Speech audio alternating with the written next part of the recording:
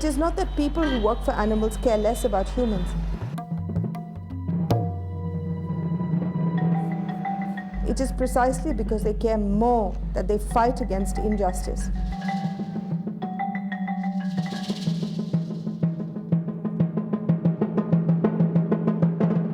When I was a doctor in India, I have seen a lot of cases of rabies amongst the poor people. Trust me, if you have seen one patient die of rabies, that's one too many.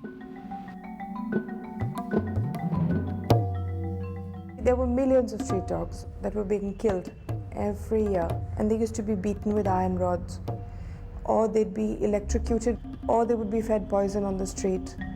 That's the bad news. The good news? People throughout India fighting for animals and their welfare.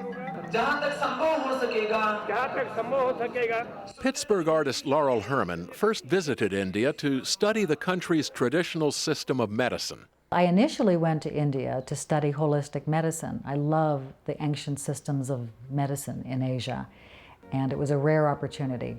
But a 3-week stay expanded to 3 months when she instantly fell in love with the dogs of the street. Laurel embarked on a journey that continues to this day, seeking out people who go to extraordinary lengths to ease the plight of the street dog. She also made certain that some dog stories would have happy endings. The people I met in India who helped the street dogs, they're heroes. They sacrificed themselves in ways that we in the U.S. could barely imagine. She made it her mission to tell the story of what she calls the Great Indian Dog, taking hundreds of photographs and hiring videographers to record images of a complex challenge that is not unique to India, the overpopulation of dogs and cats. It's not so long ago that dogs were running around loose across United States streets. In India, there are numerous animal welfare advocates who want to adopt the types of programs that we have in the States, the spaying and neutering, animal birth control, the adopting pets, and rabies vaccinations. They just need a little help. Just crossing the street can be a harrowing exercise. And these dogs are bewildered. They try to get across the street, and they get caught between lanes of traffic. Laurel began feeding a family of dogs every day and gained the trust of the mother of 3 pups, a sickly dog she named Lily. Lily lived in a garbage dump and was very fearful, and when I first began to feed her, would shy away, wouldn't even let me go near her. In her search for a home for Lily, she met Leela, a journalist who converted her home in Pune into a sanctuary. I started 40 years ago. What motivated me is that people are generally very cruel towards animals. It's a home for more than 300 animals, a refuge from the uncertainty of the street. In a rapidly developing nation with so many human needs, animal shelters are rare. My house has literally gone to dogs. Even the bookshelves have been converted into bunk beds. Though veterinary care at the shelter is rudimentary by Western standards, it's the only care most of these dogs will ever receive. But a crisis is looming. I'm worried about the future, greatly worried. There'll be a time when I will not exist, when I'll have to go and say goodbye to everybody. Then who will look after my animals? Who will give them the love that I've given them so far? One of the heroes I met in India is a young businessman. Businessman by day, Superman at night. He sells beautiful garments. Then at his own peril, late at night, delivers food and medicine to more than 70 dogs. So he'll spend 6-7 hours into the wee hours of night going with his motorcycle through the streets of India with meticulously wrapped food. He says he does it because no one else will. Many of the dogs, he adds, don't come for food but affection, to be petted and loved for a few precious moments.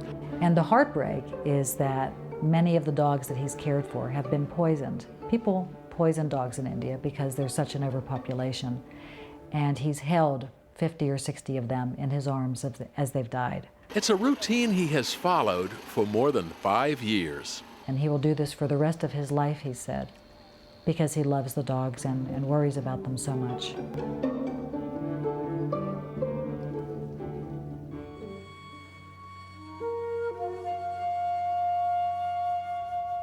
One of the things that I knew that I had to do when I was in India was meet Maneka Gandhi. She is the voice for animals in Asia.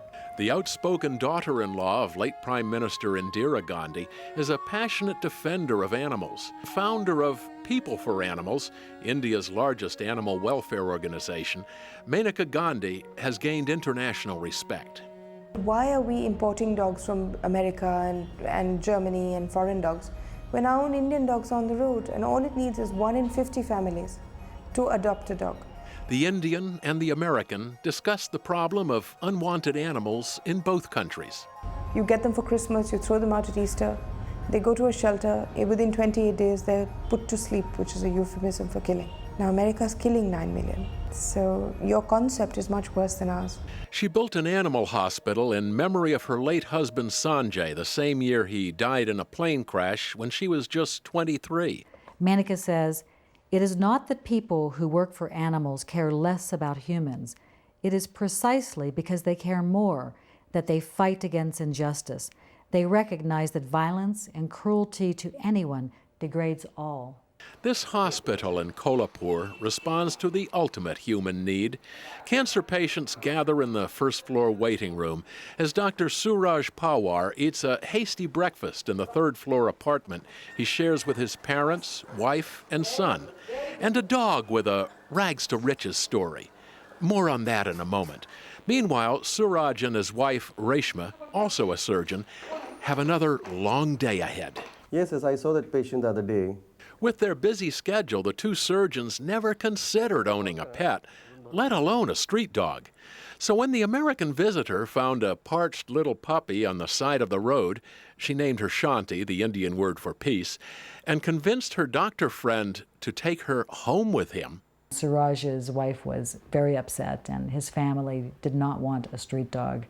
We don't have much time for our son and time to give to our family.